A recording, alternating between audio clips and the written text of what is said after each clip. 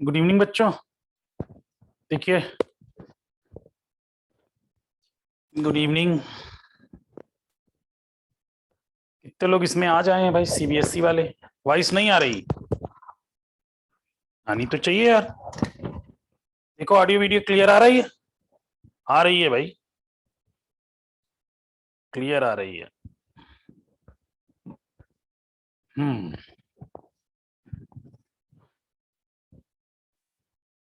CBSE वाले कई बच्चे आज क्लास में दिख रहे हैं। जरा केवल सीबीएसई वाले चैट बॉक्स में रिस्पॉन्ड कीजिए, केवल सीबीएसई वाले बच्चे। हर्ष, भूमिका, विवेक, राजवर्धन, पलक, मोहित, दीक्षा। दीक्षा तो ऑलरेडी आ रही थी। मोहम्मद उरोज, ये भी आ रहे थे। अच्छा, नैना भार्गवा भी तो, नैना भी तो आ ही रही थी रेगुलर, आई थिंक।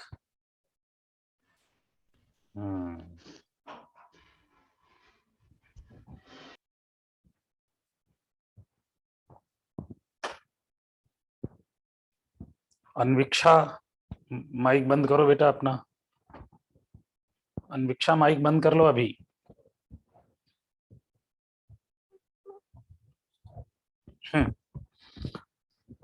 चलिए, फिलहाल देखते हैं क्या प्लानिंग है, कैसे करते हैं कल। हम्म। सर अभी स्टार्ट हुई क्लास? अभी? सर अभी स्टार्ट हुई क्लास? हाँ, और क्या।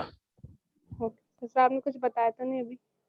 नहीं, अभी तो मैंने बस हाय हेलो किया है। देखिए, आज एक एक टॉपिक बचा था, ये एमपी बोर्ड वालों की क्लास का, है ना। एक नहीं, वो प्लानिंग तो एलन कर रही है। अब अभी देखो कैसा होता है, अगर सारे लोग ऑफलाइन वाले भी ऑनलाइन में आ जाते हैं, देन कुछ अलग तरीके, मतलब वापस चलना पड़ेगा, वरना ऑनलाइन में सारे बच्चे एमपी बोर्ड वाले ऑनलाइन, है ना। और हम सीबीएसई बोर्ड का अलग ही चलाने को सर बोल रहे थे कि सीबीएसई वालों का डुअल मोड, मतलब डिजिटल बोर्ड पे नहीं चलेगा। उनका क्लास ऑफलाइन में जो बच्चे आ रहे हैं 5-6 वो आएंगे, बाकी ट्राइपॉड लगा करके क्लास में डिजिटल जैसा होगा वैसा देखा जाएगा। तो ऑनलाइन वाला आज मैं बात देख लूंगा कितने बच्चे हैं सीबीएसई बोर्ड के। कितने बच्चे सीबीएसई बोर्ड के हैं वो अभी नहीं, वो तो अपन इस पे देखो, मैं काउंट तो नहीं कर पाऊंगा ना, इस पे काउंटिंग पॉसिबल नहीं है। और ग्रुप पे अलग होंगे, आज कई नहीं आए होंगे, कुछ का एक आध, हाँ कुछ का अभी भी एक आध पेपर बचा हुआ है, एक पेपर शायद आज या कल है। कब है सर? हैंड्रेड से पता चल जाएगा ना कितने लोग हैं। अरे 100 गिन नहीं ना पाऊंगा, गिन नहीं पाऊंगा ना, कल है पेपर।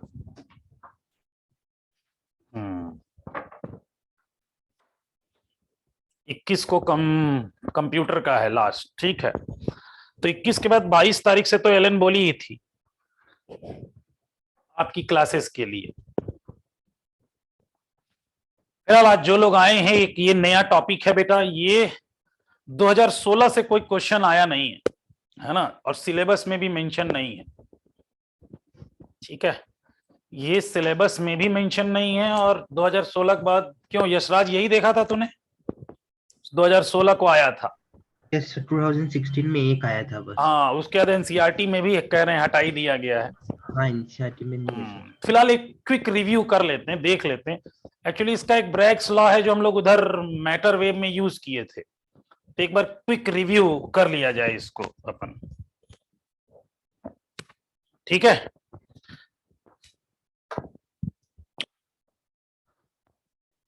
अरे हर्ष, पढ़ लेना भाई, नुकसान थोड़ी ना है। अब तुम लोगों को बाकी इन लोगों के सारे टॉपिक हो गए हैं, जो बच्चे रेगुलर आ रहे थे या एमपी बोर्ड वाले हैं उनके सारे टॉपिक हो गए हैं। हाँ, इसको पैकेज में ही पढ़ सकते हो, मैं एक्सरे की नोट्स भेज दूंगा, इसकी नोट्स है मेरे पास, एक बच्चे ने लिखा था एक क्लास में, तो वो नोट्स भेज दूंगा आपको, है ना। बाकी बुकलेट अपने अपनी एलएन बुकलेट में है, तो हम पढ़ लेते हैं।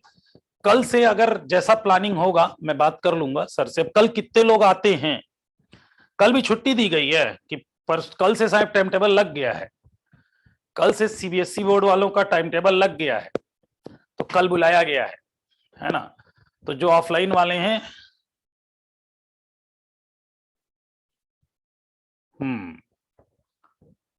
अब बेटा अब कर दिया उन्होंने, क्या करें। कल होम साइंस वालों का, तो होम साइंस तूने लिया है ठीक है, अब जब बुला लिया तो पढ़ो।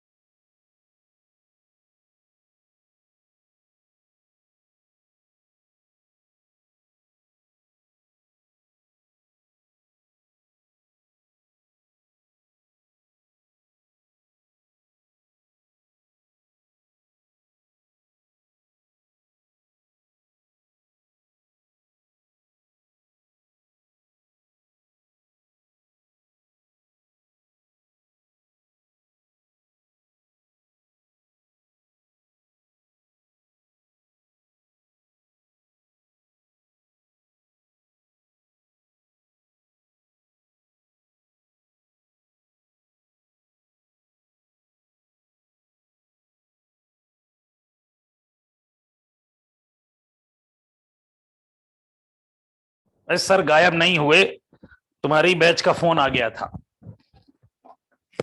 अभी देखो आज सीबीएसई वाले बच्चे कुछ ज्यादा ही आ गए हैं। अच्छा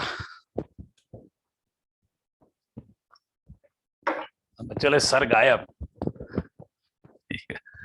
चलो तो देखो ये एक्सरेज का ये टॉपिक्स दोनों के लिए नया है, जो लोग आज भी आए हैं या पहले से कॉल कर रहे हैं, एक बार क्विक रिव्यू कर लेते हैं। देखिए एक्सरे का प्रोडक्शन कैसे है। एक्सरे का प्रोडक्शन, तो इसके लिए कुलिज ट्यूब का हम यूज करते हैं। Coolidge tube, Coolidge method of X-ray production. देखिए इसमें क्या है, एक ट्यूब है, एक इस तरीके की एक ट्यूब है जिसमें हमने लगाया हुआ है एक कैथोड, और इसको काफी हाई टेंशन, एक कैथोड है और एक दूसरी एनोड है। एनोड जो है वो टारगेट है।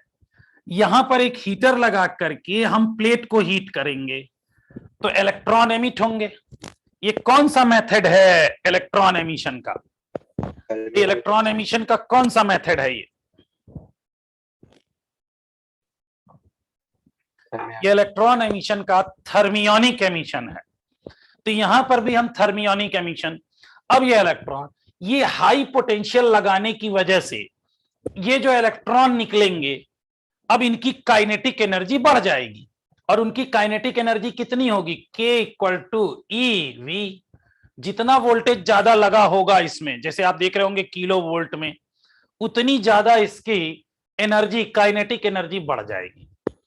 अब ये क्या होंगे, एक टारगेट रखा गया, ये एक टारगेट है, इससे जाकर कि ये इलेक्ट्रॉन टकराए, ये इलेक्ट्रॉन टकराए। और टकराने के बाद इसमें से ऐसा देखा गया कि एक प्रकार की रेज निकली, वही जैसे फोटोन निकलते थे, तो एक प्रकार की रेज निकली जिसका वेवलेंथ काफी ज्यादा था। तो ऐसी वेव को हमने जब डिटेक्ट किया तो ये एक्सरे थी। और इस कुलिज ट्यूब के पीछे जो एनोड था, वो इस इलेक्ट्रॉन के, काफी हाईली एनर्जेटिक इलेक्ट्रॉन के टकराने की वजह से हीट हो रहा था। उसी को कूल करने के लिए हम कोल्ड वाटर की सप्लाई दे रहे हैं। यहां हमारा क्या है, तो यहां पे था Coolidge developed a thermionic vacuum X-ray tube in which electrons are produced by thermionic emission method.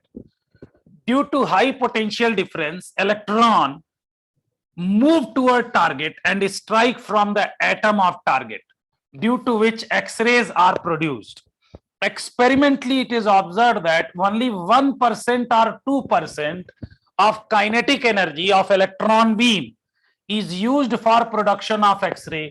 अब अगर मान लो 100 जूल की काइनेटिक एनर्जी लें एग्जांपल में, तो 1 या 2 जूल ही एक्सरे प्रोडक्शन में, बाकी का 98 जूल, बाकी का 98 जूल हीट में चला जा रहा है, वेस्ट नहीं, हीट में। अब वेस्ट को यूज करना जिसको आता है वेस्ट मैनेजमेंट कहलाता है। ठीक है, तो ये क्या हुआ, इसको हम कूल कर दे रहे हैं, ठंडा। अब यहां से जो पानी, गर्म पानी निकल रहा है, उसको बहुत सारी जगह पे यूज किया जा सकता है ना। तो ये and rest of energy is wasted, यहां लिख दिया वेस्टेड, तो यहां वेस्ट उनके हिसाब से था, हम यूज कर लें, है ना, in the form of heat. Okay okay Mohit. अब देखिए ये जो है हमारे पास एक्सरे जनरेट हुआ, एक्सरे प्रोड्यूस्ड हुआ। अब इसमें there are 2 type of control on X-ray. अब एक्सरे में 2 चीजें होंगी भाई, एक तो जो जनरेट हुआ है उसकी इंटेंसिटी होगी कि कितना इंटेंस है, और दूसरा पेनिट्रेटिंग पावर होगी। तो एक इंटेंसिटी और दूसरा पेनिट्रेटिंग पावर। अब देखिए इसकी इंटेंसिटी कैसे कंट्रोल की जाएगी। यहां पर इंटेंसिटी कैसे कंट्रोल की जाएगी, तो intensity of X-ray depend on the number of electron striking the target. अब इलेक्ट्रॉन का नंबर बढ़ाना है, इसका मतलब हमें ये वाली हीट बढ़ानी पड़ेगी, तभी तो इलेक्ट्रॉन ज्यादा निकलेंगे। तो इंटेंसिटी को कंट्रोल करने के लिए नंबर ऑफ इलेक्ट्रॉन बढ़ाने हैं। तो नंबर ऑफ इलेक्ट्रॉन को कैसे कंट्रोल करेंगे, तो temperature of filament, temperature of filament increase कर दिया जाए तो नंबर ऑफ इलेक्ट्रॉन्स इंक्रीज हो जाएंगे, नंबर ऑफ इलेक्ट्रॉन इंक्रीज। और अगर हम ये काइनेटिक एनर्जी को बढ़ा दें या घटा दें तो स्ट्राइकिंग एनर्जी, स्ट्राइकिंग इंटेंसिटी कम हो जाएगी। इसका मतलब इसकी पेनिट्रेटिंग पावर कंट्रोल करने के लिए हम क्या करेंगे, काइनेटिक एनर्जी को घटा देंगे। तो the intensity of X-ray depend on the number of electron striking the target and the number of electron depend on the temperature of filament which can be controlled by filament current. आपने देखा होगा यहां जब thermionic emission है तो यहां पर एक बैटरी लगाकर ही तो फिलामेंट को हीट करेंगे, हीटर, तो ये हीट किया गया। दूसरा इसकी पेनिट्रेटिंग पावर, तो पेनिट्रेटिंग पावर को हम कैसे कंट्रोल करेंगे, तो penetrating power of X-ray depend on the energy of incident electron, यानी वो काइनेटिक एनर्जी पर डिपेंडेंट है। और the energy of electron can be controlled by applied potential difference, यानी ये वाली जो बैटरी का पोटेंशियल है इसको बढ़ाओ या घटाओगे तो इसकी पेनिट्रेशन पावर कम होगी या ज्यादा होगी। Thus the penetrating power of X-ray depend on the applied potential difference। ठीक है, तो ये अप्लाइड पोटेंशियल डिफरेंस पर डिपेंड करती है। तो एक तो है एक्सरे प्रोड्यूस कैसे हुआ, थर्मियोनिक एमिशन। थर्मियोनिक एमिशन से हुए निकले हुए इलेक्ट्रॉन की काइनेटिक एनर्जी बढ़ा दी गई और वो काइनेटिक एनर्जी से हमने टकरा दिया, इनको ले जाकर के स्ट्राइक कर दिया जाकर के उनको। तो अगर उनको स्ट्राइक किया तो उसमें से 2% काइनेटिक एनर्जी की वजह से एक फोटोन निकल के आए जिसमें हम देखें कि प्रॉपर्टीज ऑफ एक्सरेज हैं। अब जो एक्सरे बाकी का 98% है वो यू हीट के फॉर्म में बाहर हो गया।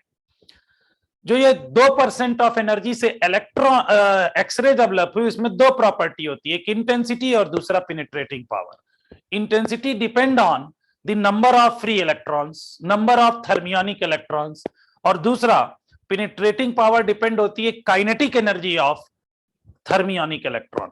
दोनों को कंट्रोल करना। ठीक है, यहां तक में किसी को कुछ पूछना है?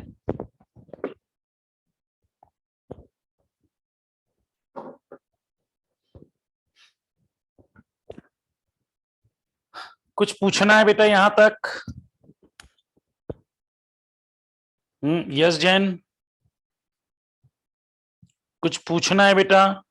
No sir, no doubt till now.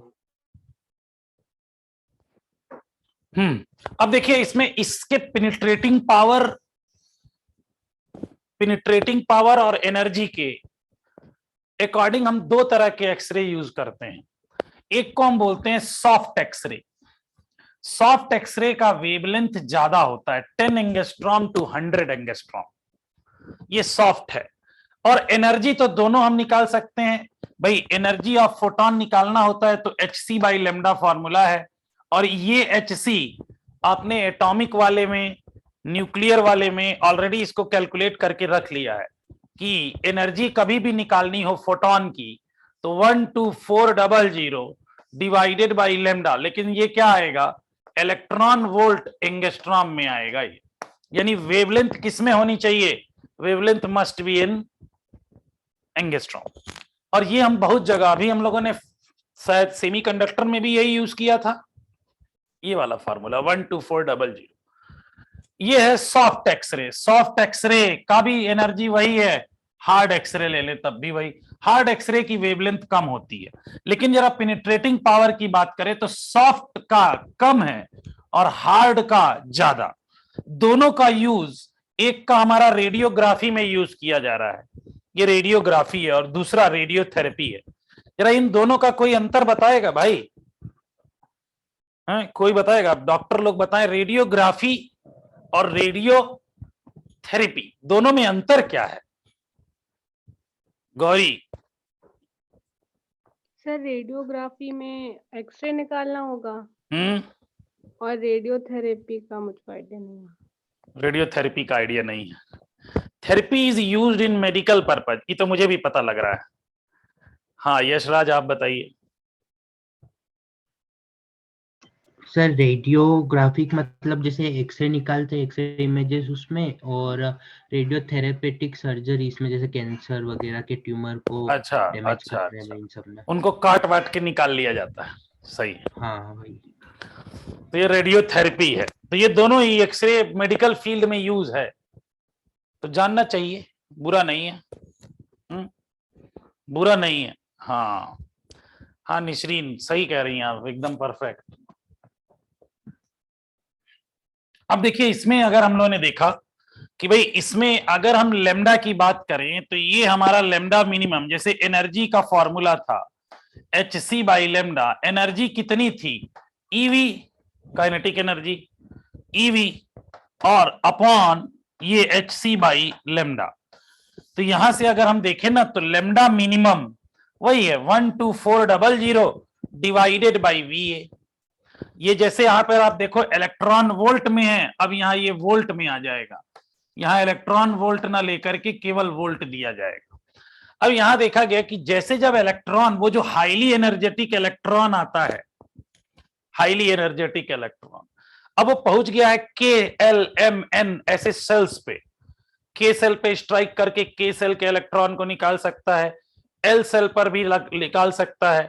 तो इस तरीके से ये गया टकराया, इसमें से एक्सरे फोटोन बाहर हुआ एच न्यू, और बाकी की एनर्जी है हाफ mv2, यानी जो इलेक्ट्रॉन बाहर हुआ, जिसे आप सेकेंडरी इलेक्ट्रॉन भी कह सकते हो, क्योंकि इलेक्ट्रॉन की बम्बारमेंट से इलेक्ट्रॉन निकालना है ना, इलेक्ट्रॉन की बम्बारमेंट से इलेक्ट्रॉन निकालना, ये सेकेंडरी इलेक्ट्रॉन है, ये इतनी एनर्जेटिक के साथ, एनर्जी के साथ बाहर हुआ, तो इससे ये हमें इलेक्ट्रॉन का है।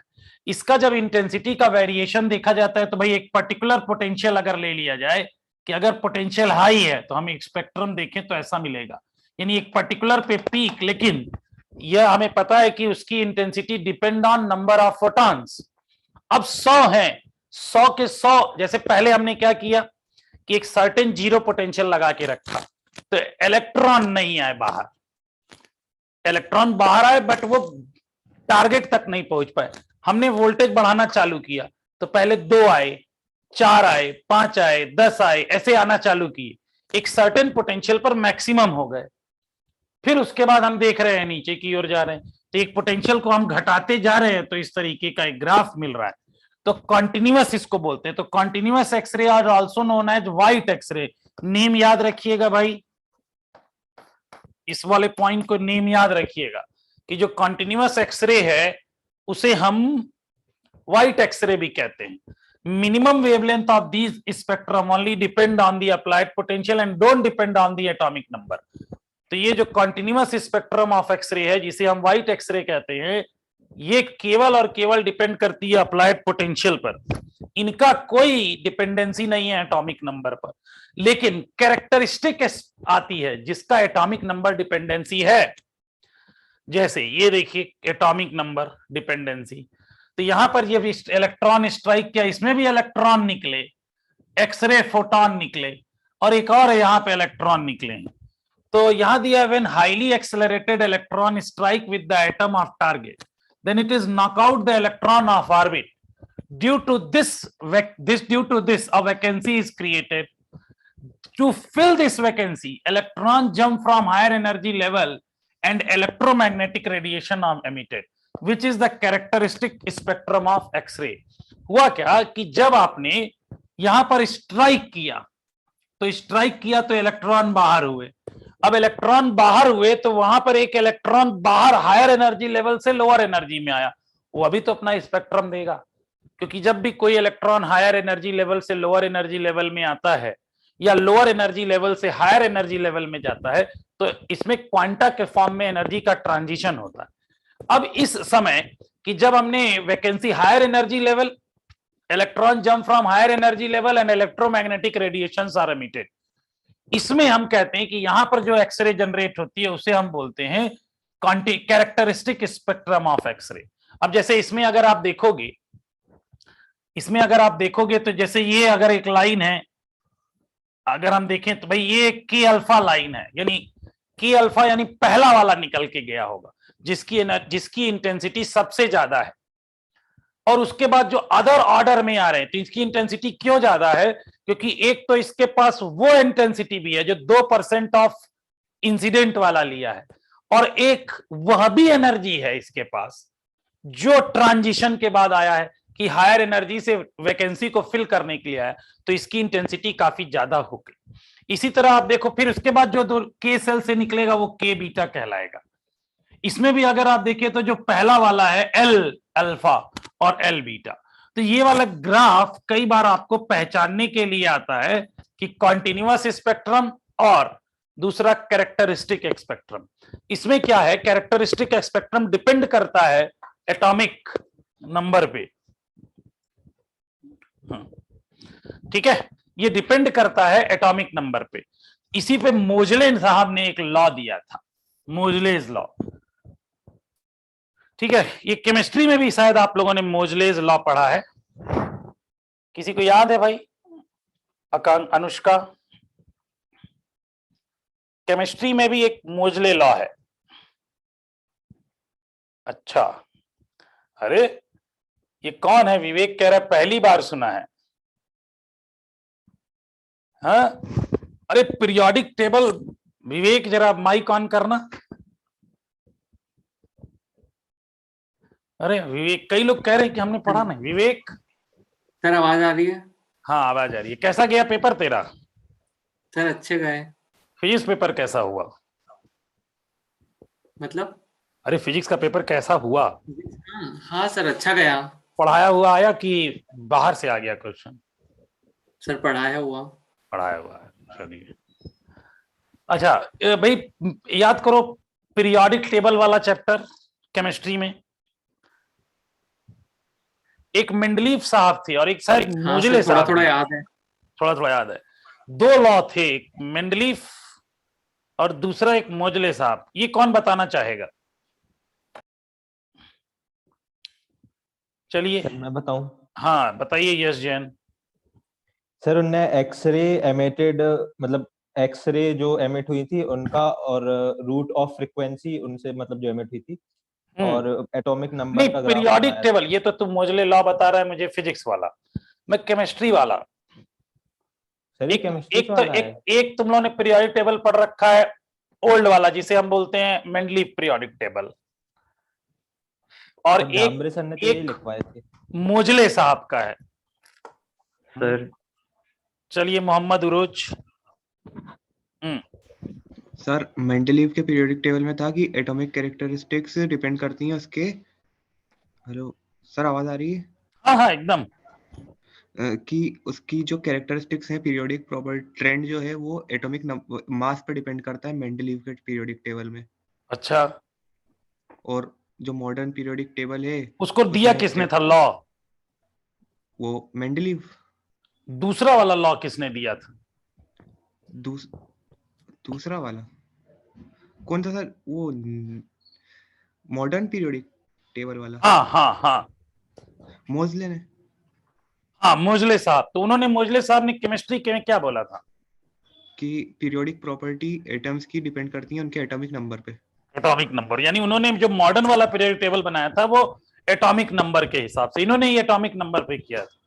शायद यशराज आप भी यही बताना चाह रहे हैं? यस सर, यही बोल रहा था। यही बताना चाह। गौरी आप भी यही बताना चाह रहे हैं? ठीक है। Yes sir. अब देखो यहां पर मोजले साहब ने जो स्पेक्ट्रम था ना, एक्चुअली इन लोगों के लॉ उसमें एटॉमिक नंबर पे पीरियोडिक टेबल में जरूर लॉ दिया था, लेकिन मोजले साहब ने ये लॉ देने के बाद इन्होंने कहा कि, मोजले ने डिप किया कि characteristic spectrum of number of many elements and observe that square root of frequency of K line. तो आपने देखा होगा ये रहा के अल्फा, के बीटा, के line is closely proportional to atomic number of the element. This is called Moseley's law. Please इसे जो है बेटा एक बार याद रखिएगा स्टेटमेंट। अब ये उनका था कि कैरेक्टरिस्टिक यानी स्क्वायर रूट ऑफ फ्रीक्वेंसी, ये फ्रीक्वेंसी है, ठीक है, या हम फ्रीक्वेंसी इज प्रोपोर्शनल टू, ये फ्रीक्वेंसी है nu, is proportional to Z minus B, Z minus B. अब यहां से हम लेके आए तो root of frequency equal to A Z minus B, जहां Z atomic number of target है और ये न्यू फ्रीक्वेंसी है, frequency of characteristic spectrum. B जो है वो स्क्रीनिंग कांस्टेंट है और के सीरीज के लिए बी की वैल्यू 1 होती है, और ए जो है वो प्रोपोर्शनलिटी कांस्टेंट है। तो फॉर एक्सरे यानी अगर हम देखें तो ये हमारा For X-ray production, Moseley formula are used because heavy metals are used. तो एक्सरे का फॉर्मूला हम यूज करते हैं मोजले वाला। तो केवल एक फॉर्मूला मिला है, इसे आप लोग क्या करना है अपन को 1 2 का 4। ठीक है, एक बार इसको कॉपी में लिख लो, मोजले लॉ का स्टेटमेंट।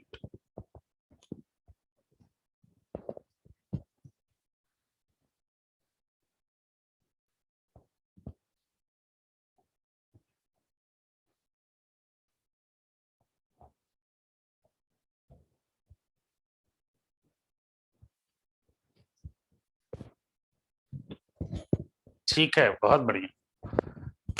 अब कई तो कह रहे हम लोग पता नहीं भूल गए, कई तो कह रहे हम लोग भूल गए हैं।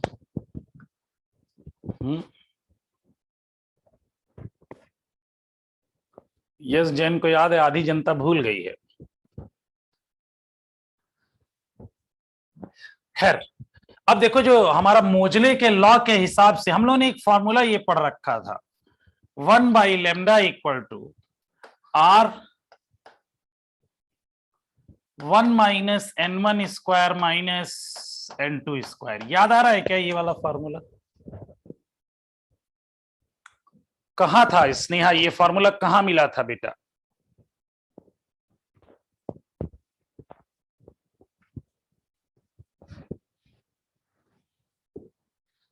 अच्छा, एटॉमिक फिजिक्स में मिला था, रेडबर्ग। तो यहां पे थोड़ा सा चेंज हो जाएगा मोजले लॉ।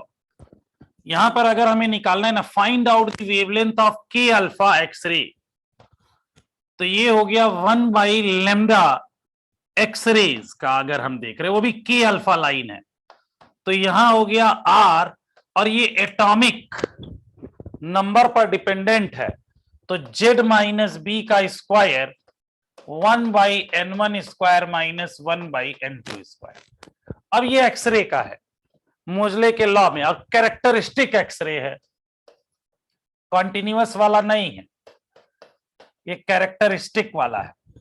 और बी की वैल्यू के अल्फा लाइन के लिए, के शेल के लिए क्या होता है भाई? 1, यानी 1/λ के alpha equal to R Z minus 1/n1 square minus 1/n2 square.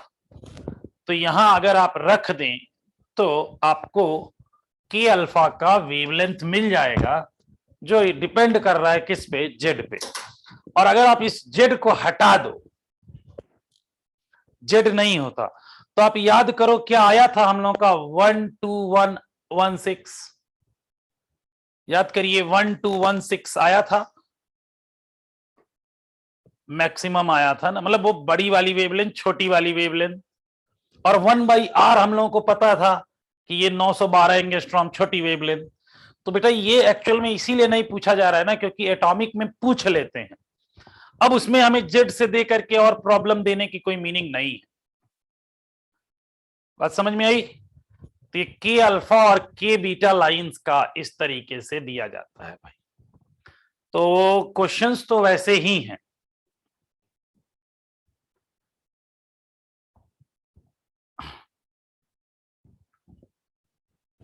चलिए क्वेश्चन नंबर 3। क्वेश्चन नंबर 3 कौन पढ़ेगा, कौन बताएगा?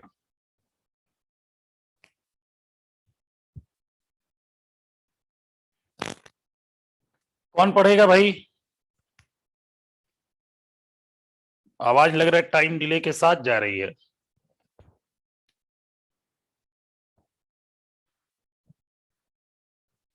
कौन पढ़ रहा है इसको? पार्थ। अच्छा, पार्थ का आज गड़बड़ हो गया, कुछ मोबाइल गड़बड़ हो गया उसका। अक्षत सिंह ठाकुर। Yes sir. बेटा पढ़ेगा? Yes. Voltage applied across the collage tube is 25 kilovolt. What is the kinetic energy of electrons striking at the target and cutoff wavelength of X-ray obtained from the tube? ठीक, तो हमने kinetic energy of striking electron देखा है, तो lambda हम लोग formula कुछ यही था, लेमडा इक्वल टू 12400, लेकिन शर्त है कि यहां पर काइनेटिक एनर्जी इलेक्ट्रॉन वोल्ट में चाहिए, है कि नहीं? Yes sir. तो क्या इलेक्ट्रॉन वोल्ट में इसे बदल लेंगे अपन? Yes sir. कितना दिया है? 25 किलो वोल्ट, है ना?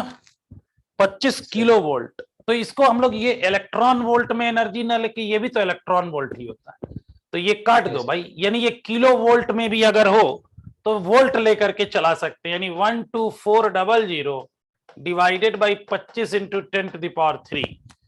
चलिए कैलकुलेटर दी नहीं बेटा, तो ऊपर भी करना पड़ेगा। यस जैन, अरे ऊपर भी तो इलेक्ट्रॉन वोल्ट ही था, तो यहां पर भी करते, यहां पे भी करते, तो काट दिया, समझा? यश, ऊपर नीचे दोनों करते। यहां से कितना आ रहा है? ये आंसर एंगस्ट्रॉम में आएगा। कितना आया? 0.496 एंगस्ट्रॉम, 0.496, तो 0.5 मान सकते हैं नहीं? 0.5 एंगस्ट्रॉम। आंसर देखो क्या दिया हुआ है।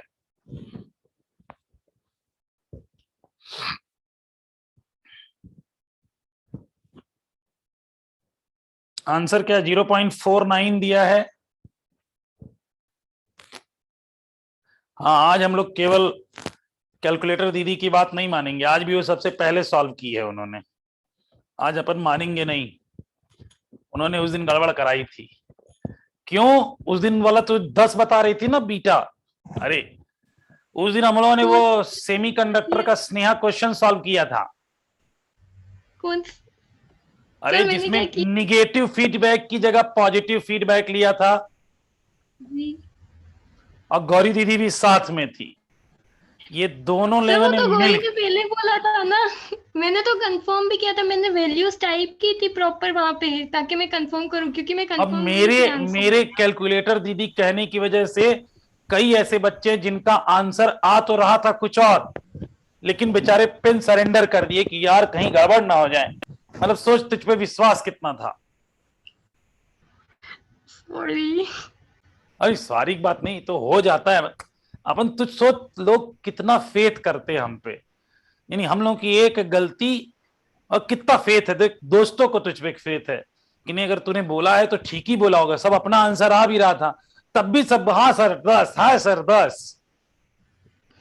सर वही सबने बोला तो मुझे लगा मैं सही हूं। अरे वो तो टाइप की थी, वो तो तुम्हारे पीछे थे कि वो तो उन्होंने बोला स्नेहा दीदी 10 आया है, तो इन्होंने, और गौरी भी इसी में थी। गौरी ने आंसर दिया था, फिर मैंने दिया था आंसर। फिर उसने कंफर्म कर दिया था, तो हमने फिर रीचेक नहीं किया। मतलब ऐसे ही करोगे तुम लोग? मतलब कई बच्चे बेचारे दुखी हो गए। करवाने आऊंगी। तो स्नेहा जब तक तू बेटा खुद कैलकुलेशन ना किया कर, क्योंकि अब क्या हो गया, कैलकुलेशन तेरे नाम पे वेरीफाई होता है, समझे? जैसे अगर किसी चीज का डेफिनेशन हो तो यस जैन के ऊपर वेरीफाई होता है कि यस जैन बोल दिया मतलब वही होगा।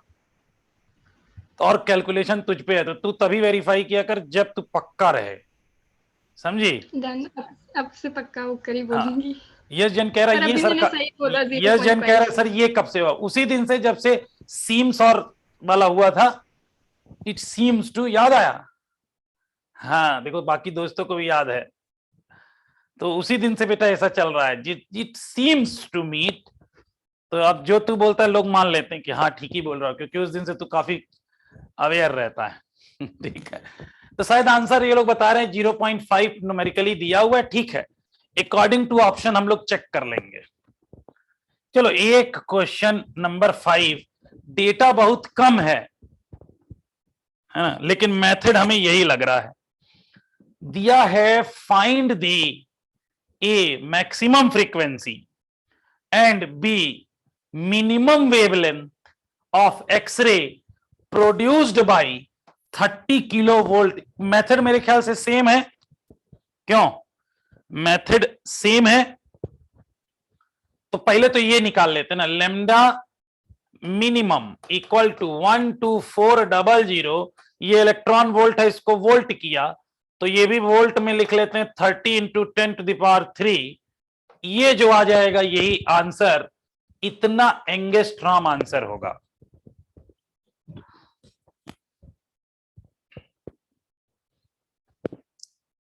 कितना आया? 0.413 0.413। चेक कर लेना भैया सब लोग। अब मोहम्मद को अब किसी पे विश्वास नहीं रहा स्नेहा, वो तो अब खुद ही करके 3-4 डिजिट तक आंसर बताता है, ये बता दूं। कल से बोल रहा था कि वो अब विश्वास नहीं है, अब तो मैं खुद सॉल्व करूंगा और 4-5 डिजिट तक करके रखूंगा। तो अच्छा है ना सर, सब करेंगे कैलकुलेशन अब क्लास में। करते तो सब हैं, ऐसा मुझे पता है कि करते तो ये सारे हैं, लेकिन फाइनल स्टैम्प तूने बोल देती है तो अच्छा ठीक है।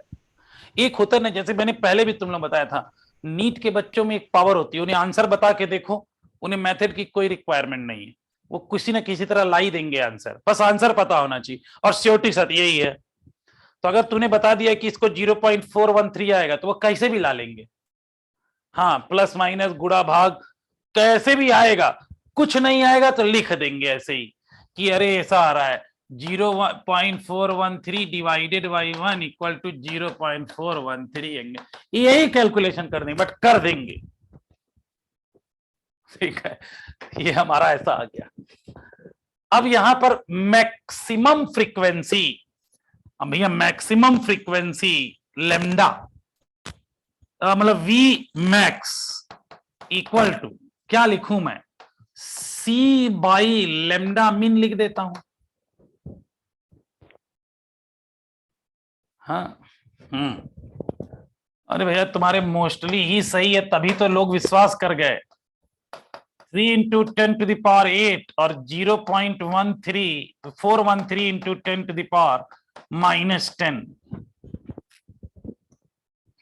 नहीं, एंगस्ट्रॉम में था तो +10, एंगस्ट्रॉम में था तो नहीं, ठीक तो है यार, क्या कर रहा हूं इसमें तो बैक जाए, -10 ठीक है, -10। तो यहां से अगर हम लोग सॉल्व कर ले तो फ्रीक्वेंसी मैक्सिमम। अब बताओ ये क्वेश्चन आ रहा है, क्या एक्सरे पढ़ना जरूरी है क्या?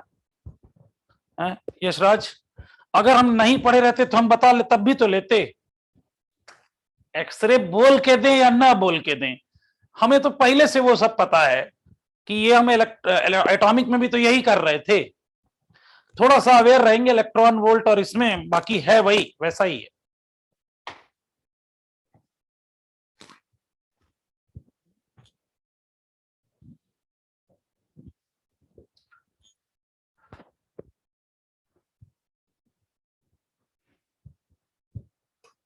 चलिए 7.26 आंसर बताया जा रहा है। इंटू कुछ और भी है गौरी, 7.26। हाँ 10⁻18। अच्छा, 7.26 इंटू 10⁻18 हर्ट्स। ठीक है, चलिए क्वेश्चन नंबर 7।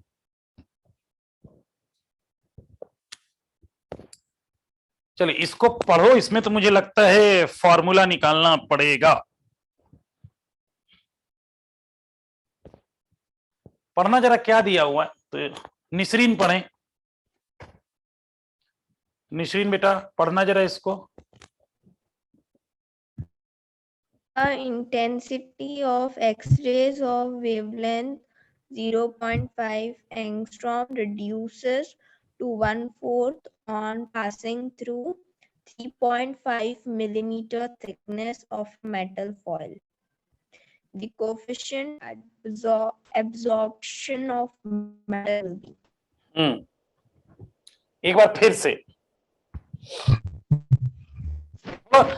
थोड़ा कैरेक्टरिस्टिक एक्सरे में पढ़ो, थोड़ा अप डाउन रहे, मतलब थोड़ा पिच में अप डाउन। हाँ जैसे थोड़ा जैसे गाना गाती है,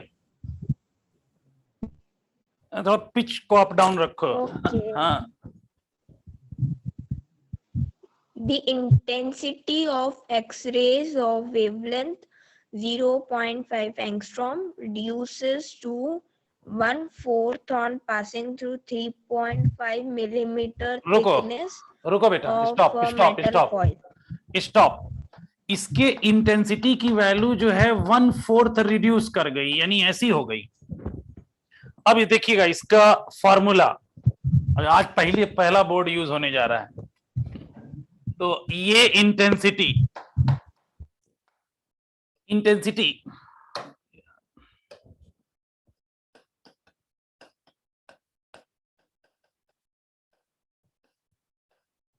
इंटेंसिटी I इक्वल टू होती है I nought e raise to the power minus mu x, ऐसा फॉर्मूला होता है। अब इसमें म्यू जो है कोफिशिएंट ऑफ एब्जॉर्प्शन है,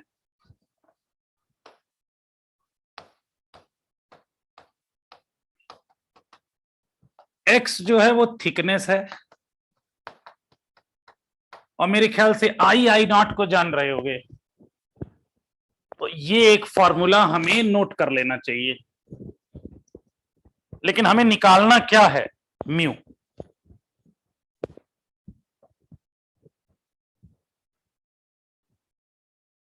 कहां बोल रही है क्या बेटा? निश्रिन माइक ऑन करके पूछो तो। सर एक फॉर्मूला था ना, I dash equals to I naught cos square theta। कहाँ था ये? वेव ऑप्टिक्स में। एक बार फिर से बेटा, वो पोलराइजेशन का था, दोनों खिचड़ी मत पका। हाँ। उसमें तो वो क्या थी, वो तो लाइट रे आती थी, एब्जॉर्ब होती थी, वो अलग है। पोलराइजर वो अलग था ना, मेलस लॉ था कि अगर पोलराइजर और एनालाइजर थीटा एंगल पे हैं तो इंटेंसिटी कितनी बाहर आएगी, याद आया? हाँ, वो चाहिए। हाँ। तो अपन को यहां पर ये ऐसा है। अच्छा, इसमें से अब म्यू निकालना है, तो कैन आई राइट, इसमें से ऐसा कर सकते हैं क्या? अब फॉर्मूला तो यही याद रखना है, I upon I nought equal to e raise to the power minus mu x, या e raise to the power mu x equal to I nought by I, ऐसा कर सकते हैं। अब ये e वाला फॉर्मूला है, तो हमें क्या करना होगा, हम लॉग ले लेते हैं दोनों side, log e base e पे power mu x equal to log I nought by I। और याद रखना बेस कौन सा है, E, तो E बेस मतलब ln है ये बेसिकली, है ना, तो इसको हम लोग ln लिख लेना, टेंशन फ्री रहेंगे। हम लोग ln लिख लेते हैं, ln e raise to the power mu x equal to ln I nought by I। अब ये ln है तो ये सीधा आ जाएगा mu x equal to ln I nought by I, या हमें म्यू चाहिए तो ln I nought by I divided by x। अब यहां पर ln, यहां क्या आ जाएगा, I not, I by I not हम लोग क्वेश्चन में दिया था, I by I not is 4, तो I nought by I is 4, और x की वैल्यू कितनी दी हुई है, 3.5 mm, 3.5 into 10 to the power minus 3 ले लिया। क्या ln 4 की वैल्यू निकाल सकते हैं, इसको 2 ln 2 लिख सकते हैं, नहीं, 2 ln 2 divided by 3.5 into 10 to the power minus 3।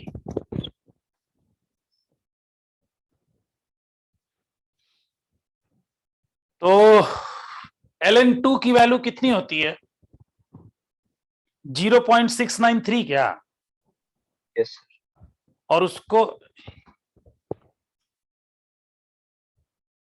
नहीं, एक कान से दूसरे कान तक वो log 2 की वैल्यू, इसी मैंने log नहीं लिखा बेटा यशराज, वो बेस 10 पे है ना, वो बेस 10 पे है। जब बेस e पे होता है तो शायद 0.639 है, 0.639 है, और इसे अब सॉल्व करोगे तो शायद ये ऐसा आएगा, म्यू की वैल्यू 2.03 आ रहा है क्या? कितना लिख रहे थे? 2 पॉइंट, इसको गुणा करने के बाद 2.303 upon 3 into 3.5 into 10 to the power -3, ये इतना पर मीटर आएगा, इतना पर मीटर आएगा अगर इसे सॉल्व किया जाए। कितना आया? 658।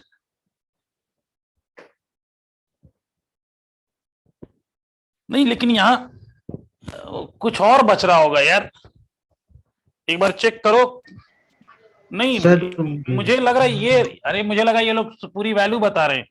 एल यहां पर 2 और ln2 0.693, तो ये कहां 1 करके आएगा? क्यों? हाँ वही, मुझे भी मोहम्मद नहीं समझ में आ रही है। ये वैल्यू आ रही है 1.386 divided by 3.5 into 10 to the power -3। ये वैल्यू बताओ कितनी आ रही है? ये वाली वैल्यू बताइए कितनी आ रही है? 396 पर मीटर, इतना पर मीटर, इतना पर मीटर आ रहा है। पर एमएम आ रहा है 396 पर एमएम। एमएम में चाहिए तो 0 पॉइंट कर लो भाई, मीटर ये 10 टू द पावर 3 नहीं रखोगे तो 0.396 पर एमएम। चेक करो, ये आंसर दिया है क्या? ये आंसर दिया है। अच्छा, अब इसी को कई लोग कह रहे सर 0.4 mm, इसको लगभग में 0.4 पर एमएम दिया हुआ है। अब जो आंसर हो ठीक है, हम लोग सब निकाल दिए। अभी तक देखिए, ये एक फॉर्मूले पे ऐसा क्वेश्चन आया जो भी इस चैप्टर में दिया ही नहीं है ना? इस चैप्टर में दिया ही नहीं है। नहीं नहीं नहीं नहीं, अरे ये वाला फॉर्मूला कैरेक्टरिस्टिक, अब इसमें बुराई नहीं है याद कर लेने में। आप देख रहे थे फीडबैक पे एक बार क्वेश्चन दे दिया है इस चैप्टर में। अच्छा, कहीं कह रहे हैं कहीं चैप्टर में हम लोग पढ़ते समय तो नहीं मिला, कहाँ है?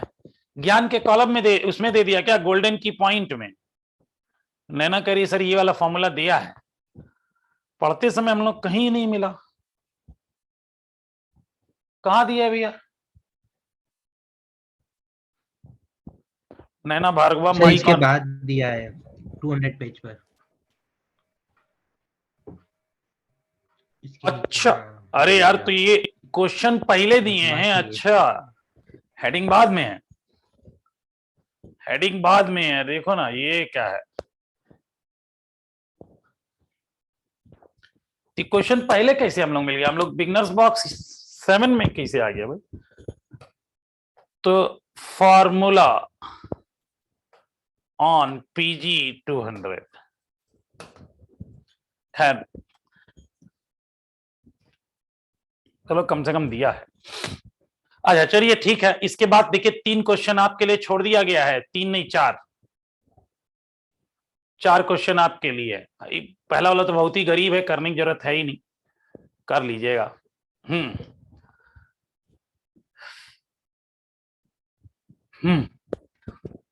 ये हमारा है डिफ्रैक्शन ऑफ एक्सरे। चलिए जरा कोई पढ़े तो, कौन पढ़ेगा? दीक्षा एग्जाम देते देते रेगुलर आई है। और कितने लोग ऐसे हैं जो आज आए हैं? भूमिका तो छुट्टी पे थी बेटा, भूमिका? अच्छा, और ये लोग कैसे आ रहे थे? ये लोग मतलब तुम भी लोग इसी में पढ़ लिए होते अच्छा रहता। कल से हम लोग 11th रिवीजन स्टार्ट कर लेते हैं। अब तुम लोग पता नहीं कौन सी तैयारी कर रहे थे। ये लोग तो अगर आ गए, अबे तो हिंदी इंग्लिश में क्या, हिंदी इंग्लिश का मतलब ठीक है हो जाता उसमें भी। अब देखो पेपर कितना गरीब आया था, फिजिक्स वाला पेपर ये लोग बाहर से सॉल्व किए, बहुत जल्दी सॉल्व किए हैं। और कुछ लोग तो बताए कि बायोलॉजी का पेपर तो कुछ रीडिंग टाइम दिया जाता है, हैं? कुछ रीडिंग टाइम दिया जाता है। बायोलॉजी का पेपर बच्चे रीडिंग टाइम में ही निपटा दिए थे। हाँ, मेरे नैना का भी हुआ था, विवेक भी कह रहे हैं। हाँ हाँ, अब सोचो मतलब तुम लोग को लग रहा होगा कि नहीं एलएन में ठीक पढ़ाया गया, क्यों पलक? ठीक ठीक पढ़ाया गया भाई कि फिजिक्स। और ये बताऊं कि आपका जो अभी पेपर हुआ है ना, जिस माइंडसेट में हुआ है, नीट भी उसी माइंडसेट में होगा, समझ में आया ना? तो उसी लेवल के क्वेश्चंस हम लोग को अब एनसीईआरटी से, और अब क्वेश्चंस पे हम लोग धावा बोलना है, टॉपिक वाइज क्वेश्चन, और ऐसी प्रैक्टिस कि नीट। और अभी अपने पास प्लेंटी ऑफ टाइम है, शायद एग्जामिनेशन, शायद, मुझे अभी कंफर्म नहीं है, मुझे किसी पेरेंट ने फोन करके बताया था कि सर एग्जाम की नोटिस जून में है। अब चूंकि वो पेरेंट डॉक्टर भी हैं तो जून में बता रहे हैं। अभी यशराज तो अलग बता रहा है, जुलाई में बता रहा है। अबे जून, हाँ कुछ देखना तुम लोग एनटी वाली साइट पे जाके। हाँ हाँ, तुम लोग स्नेहा ऐसे ही करो। स्नेहा को लग जितना बेटा जल्दी एग्जाम होगा ना उतना अच्छा, वरना स्थिति ऐसी होगी कि लगेगा भाई सब भूल गए। हाँ हाँ, मतलब ऐसा लगेगा कि सब भूल गए, कुछ नहीं आता हमें। अब ये जो एग्जाम इन लोगों ने, जितने भी बच्चों ने सीबीएसई वाले दिया है, ये बहुत अच्छा हुआ एग्जाम। जरूर तुम लोगों का 10-15 दिन का सिलेबस, या वैसे 10-15 दिन नहीं लगना, 5-7 दिन का सिलेबस आगे बढ़ गया, वरना ये काम अभी जैसे आज लास्ट अपनी क्लास होती तो आज हम लोग गाजे बाजे के साथ आज छुट्टी, मतलब 12th की छुट्टी करके 11th में आते, है ना? तो ठीक है, लेकिन एक कॉन्फिडेंस डेवलप हुआ होगा पेपर दे के, क्यों राजवर्धन? सही बोल रहा हूं मैं? ऐसा एक कॉन्फिडेंस आया होगा, यार ठीक है हम सही ढंग से कर रहे हैं, ऑब्जेक्टिव अटेम्प्ट कर रहे हैं, ठीक लग रहा है। हाँ हाँ, ऑफलाइन गए भी थे आप, पेपर भी ऑब्जेक्टिव, तो एक थोड़ा सा कॉन्फिडेंस डेवलप हुआ होगा कि चलो ठीक कर रहे हैं हम। तो अच्छा था ये एग्जाम होना, बढ़िया था।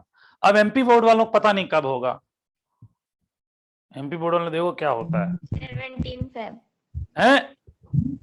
17 फेब से है ये तो 17 फेब को क्या है, फाइनल? हाँ, आखिरी एक ही होता है हमारा। अरे एक हाफ ईयरली लिए नहीं है, कई स्कूलों वाले हाफ ईयरली लिए हैं, कई स्कूल वाले लिए हैं। कई लोग, अरे तू नहीं, अब स्नेहा कह रही सर मुझे तो 11th के एग्जाम से ही बड़ा कॉन्फिडेंस आ गया।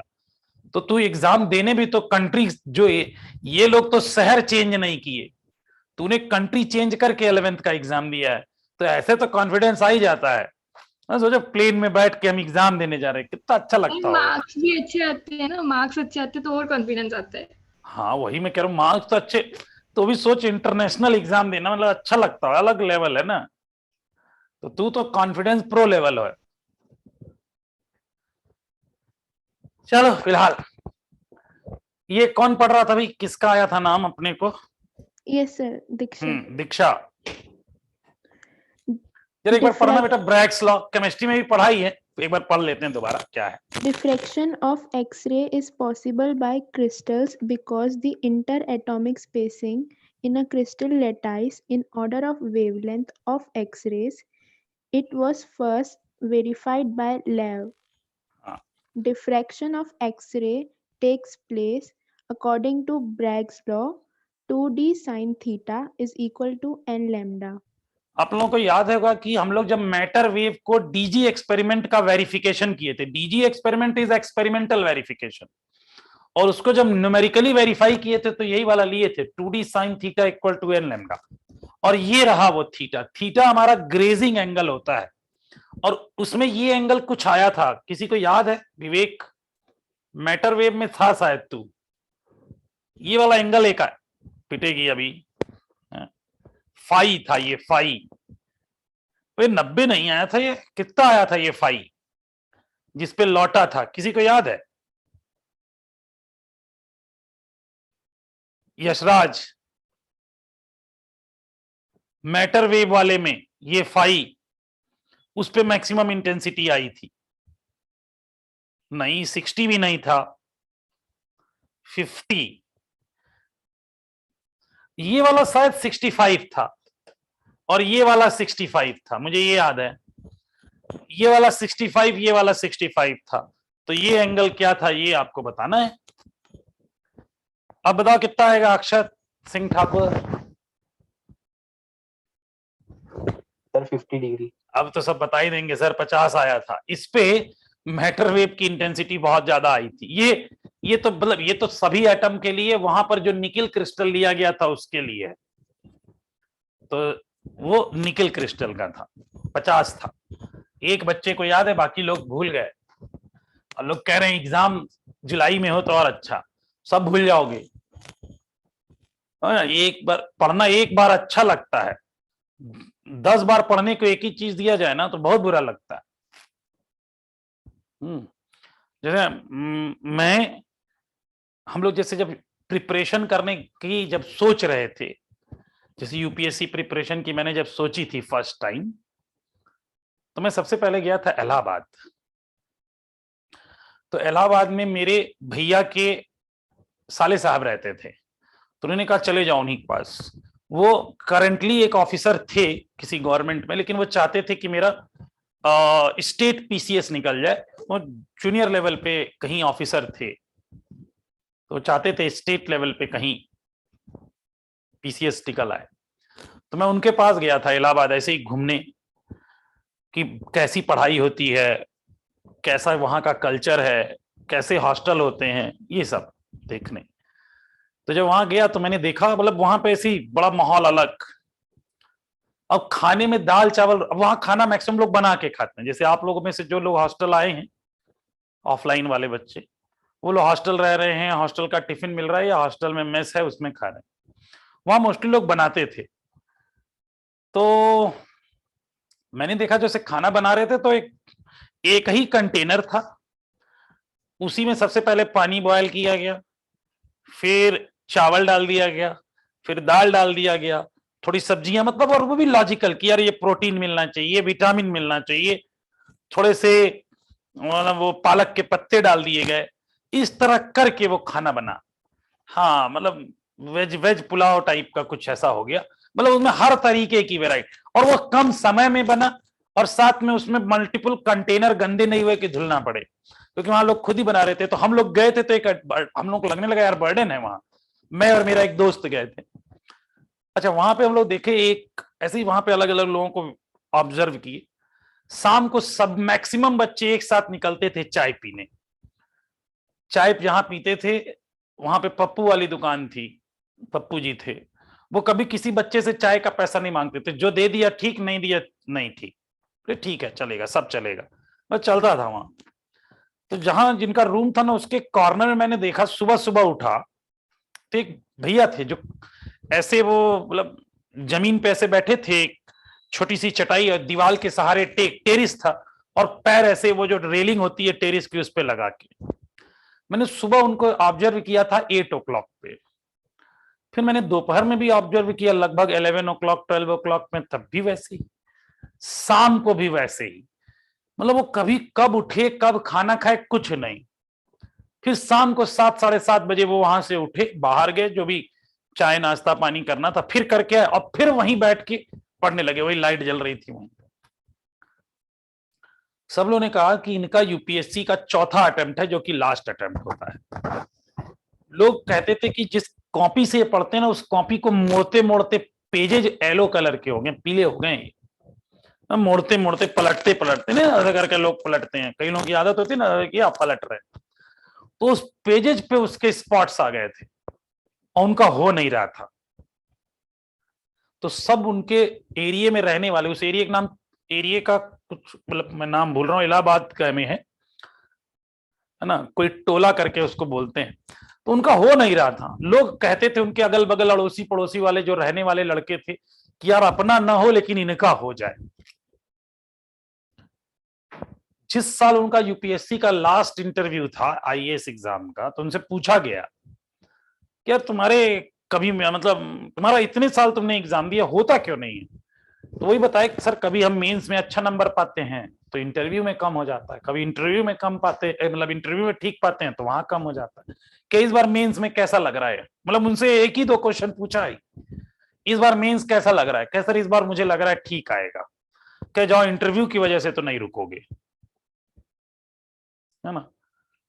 प्रीलिम्स वगैरह तो निकल नहीं, प्रीलिम्स में नहीं बेटा, ये मेंस, प्रीलिम्स तो हमेशा निकल जा रहा था, ये मेंस की बात बता रहा हूं कि एग्जाम, हर एग्जाम के मेंस में, हाँ लास्ट अटेम्प्ट में उनका हुआ, और मैंने देखा था वो खुशी जब उनका हुआ था। फॉर्चुनेटली मैं भी उसमें था, मतलब ऐसे लग रहा था कि क्या हो गया, पागल हो गए क्या वो? हाँ हो गया लास्ट में, चौथे अटेम्प्ट। तो कई बार ऐसा होता है। हाँ ये बन गए, ठीक है, अरविंद जी नाम है उनका, मतलब मैं मिला हूं पर्सनली, तो अरविंद जी अब अभी कहाँ है नहीं पता मुझे, समझा? तो एग्जाम हमें कॉन्फिडेंस देता है, लेकिन अगर एग्जाम की डेट बार बार, moral of the story Sneha, कि एग्जाम की डेट अगर हमारी जितनी लेट होगी ना, हमें लगेगा हम भूल गए। तो एग्जाम हमारे पढ़ने के जस्ट बाद एक प्रैक्टिस का, अब प्रैक्टिस का तो तुम्हें समय मिल ही रहा है भाई, पूरा जनवरी, मान लो फरवरी में आप बोर्ड एग्जाम देंगे एमपी बोर्ड वाले, आप लोगों का भी शायद मार्च में अगर हो जाएगा, पूरा अप्रैल मई, तो जून में 2 महीना बहुत नहीं है क्या मैम? नहीं फरवरी में ना हो जाए, हाँ चलिए, तो फिलहाल ये है 2d sine theta equal to n lambda. अब इसमें हमें पता है कि ये डी क्या है, थीटा क्या है, ग्लैंसिंग एंगल है, डी क्या है, स्पेसिंग ऑफ क्रिस्टल, ये डी, और हम लोगों ने निकल क्रिस्टल का ये डी कितना लिया था, याद है किसी को? यशराज 0.91, हाँ याद आया, 0.91 लिया था निकल का, वो याद रखना, एक्सपेरिमेंटल वेरिफिकेशन अगर सब्जेक्टिव हुआ तो आ सकता है उसमें। अब अगर मैक्सिमम वेवलेंथ लेनी है तो कंस्ट्रक्टिव इंटरफेरेंस होना चाहिए एन लैम्डा और साइन थीटा 1, तो lambda max equal to 2d। If lambda is greater than 2d, diffraction is not possible, ठीक है? यानी इसका मतलब अगर 2d से ज्यादा है तो इसका सोल्यूशन हम नहीं निकाल पाएंगे, इम्पॉसिबल, साइन थीटा की वैल्यू 1 से ज्यादा हो जाएगी। दूसरा ये देखिए, यही है आपका एब्जॉर्प्शन ऑफ एक्सरे, इसको कौन पढ़ेगा भाई? कौन पढ़ेगा? अंकित, अंकित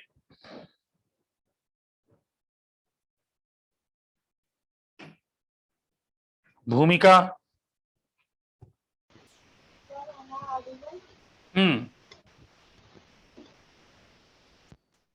As electromagnetic waves pass through any medium except vacuum, its energy is partially absorbed, increasing the internal energy in the material, and the intensity is correspondingly attenuated. कम हो रही है, attenuated, हाँ।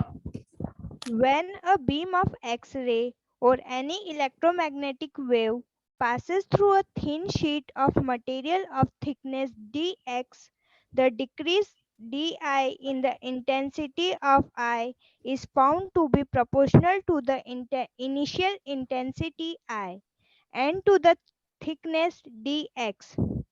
Thus, di equals to minus mu I dx. इसी को solve किया गया integrate करके, तो हमें ये मिला है, इसको अपन याद रख लें फॉर्मूले को। खैर हमने तो डिराइव भी इसको देख लिया कैसे यूज आएगा, ये कोई लॉ है, the above equation is known as Lambert's law, ठीक है। इसके बाद हमारा है प्रॉपर्टीज ऑफ एक्सरेज, इसके बाद है प्रॉपर्टीज ऑफ एक्सरेज। इसने यहां पढ़ना जरा पहली वाली property. Yes, sir. X-rays always travel with the velocity of light in straight line because their wavelength is very small. अगला वाला भी पढ़ो। Okay. X-ray is electromagnetic radiation. It show particles and wave both nature. यानी दोनों nature, जैसे matter wave करती है उसी तरह एक्सरे भी करेगी। चलिए नेक्स्ट वाला निशरीन, नेक्स्ट वाला पढ़िए।